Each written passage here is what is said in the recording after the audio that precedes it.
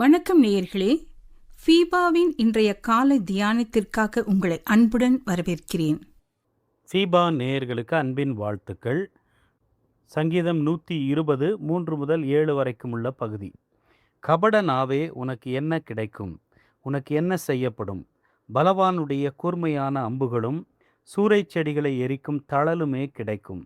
ஐயோ, நான் மேசேக்கிலே சஞ்சரித்தது போதும், கேதாரின் கூடாரங்கள் அண்டையிலே குடியிருந்ததும் போதும். சமாதானத்தை பகைக்கிறவர்களிடத்தில் என் ஆத்துமா குடியிருந்ததும் போதும். நான் சமாதானத்தை நாடுகிறேன், அவர்களோ நான் பேசும்போது யுத்தத்துக்கு எத்தனப்படுகிறார்கள். அருமையானவர்களே, சங்கீதக்காரன் தேவனை நோக்கி பார்க்கிறதை நேற்றைக்கு நாம் சிந்தித்தோம். அதன் தொடர்ச்சியாக தேவனை நோக்கி பார்க்கிற ஒரு மனிதனுக்கு தேவனே பதில் கொடுக்கக்கூடியவராய் இருக்கிறார். இங்கே அவர் அம்புகள், தழல் என்றெல்லாம் சொல்லுவது அவருடைய எதிராளிகள் அவருக்கு செய்கிற பொல்லாத பொய் வார்த்தைகளுக்கான ஒரு வெளிப்படையான படமாக அதை சித்தரிக்கிறார்.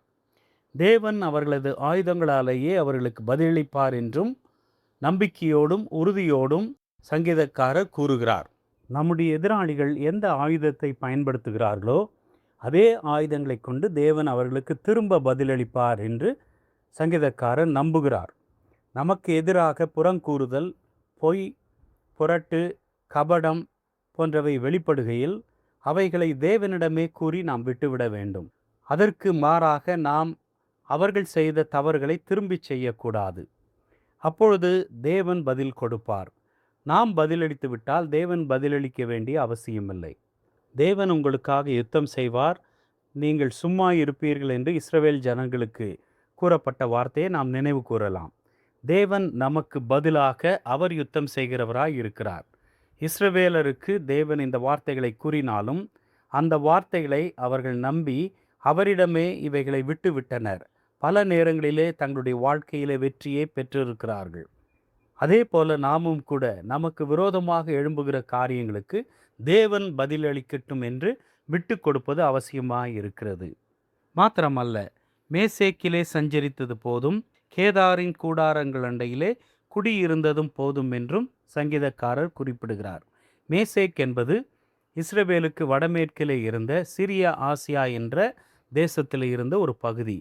ஒருவேளை இன்றைக்கு இருக்கிற துருக்கி நாட்டின் ஒரு பகுதியாக இருந்திருக்கலாம். கேதார் என்பது வட அரேபிய தேசத்தில் இருந்த ஒரு நாடோடிகளால் ஆன தேசத்தை அது குறிப்பிடுகிறது. ஒருவேளை இஸ்மவேலராக அவர்கள் இருந்திருக்கக்கூடும். இந்த இரு ஜனக்கூட்டமுமே இஸ்ரவேலருக்கு விரோதிகள். சங்கீதக்காரன் இப்பேற்பட்ட விரோதிகள் மத்தியிலே குடியிருந்ததாக அவர் குறிப்பிடவில்லை. இப்பேற்பட்ட தன்மை கொண்ட யூதர்கள் மத்தியிலே தான் அவர் வாழ்ந்திருக்கிறார். இஸ்ரவேலர் கற்பனைகளின்படி வாழ அழைக்கப்பட்டவர்கள். ஆனால் ஒரு சிலர் கற்பனைகளுக்கு அப்பாற்பட்டு உடன்படிக்கைக்கு விரோதமாக செயல்பட்டவர்களாக காணப்பட்டிருக்க வேண்டும். அப்பேற்பட்ட மக்கள் சங்கீதக்காரருக்கு விரோதமாக பலவிதமான பிரச்சனைகளை உண்டாக்குவதை நாம் பார்க்கிறோம். எனவேதான் அருமையான சங்கீதக்காரர் தேவனை நோக்கி ஜெபிக்கும்போது, சமாதானத்தை பகைக்கிறவர்களிடத்தில் என் ஆத்துமா குடியிருந்ததும் போதும், நான் சமாதானத்தை நாடுகிறேன், அவர்களோ நான் பேசும்போது யுத்தத்துக்கு எத்தனப்படுகிறார்கள் என்று குறிப்பிடுகிறார். இன்றைக்கும் கூட பிரச்சனை மற்ற மக்களிடத்திலிருந்து, புறஜாதியாரிடத்திலிருந்து வருவதை காட்டிலும் நம்முடைய சொந்த மக்கள், அதாவது கிறிஸ்தவர்கள் மத்தியிலே இருந்து நமக்கு வரக்கூடியதாக இருக்கிறது. பல நேரங்களிலே மற்றவர்கள் கூட நம்மை சரியாக புரிந்து கொள்வர்.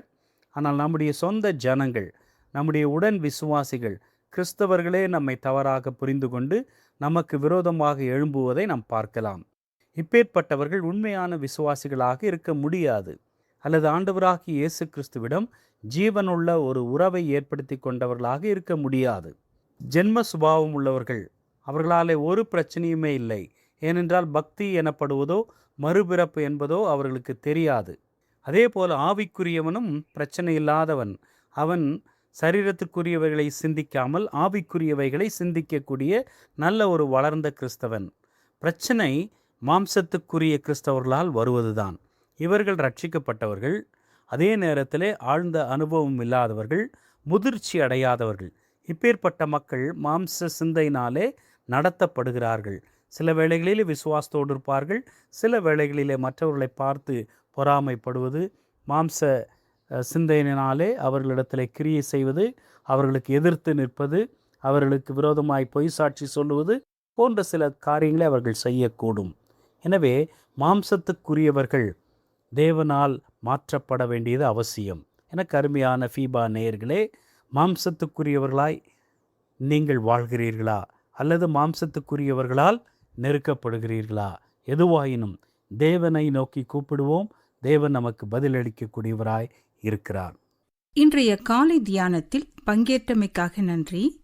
உங்களது கருத்துக்களை பகிர்ந்து கொள்ளவோ மேலும் விவரங்கள் அறிந்து கொள்ளவோ 9458505042 என்ற எண்ணிற்கோ அல்லது info@fibaonline.org தொடர்பு கொள்ளவும். தேவன் தாமே உங்களை ஆசீர்வதிப்பாராக. ஆமேன்.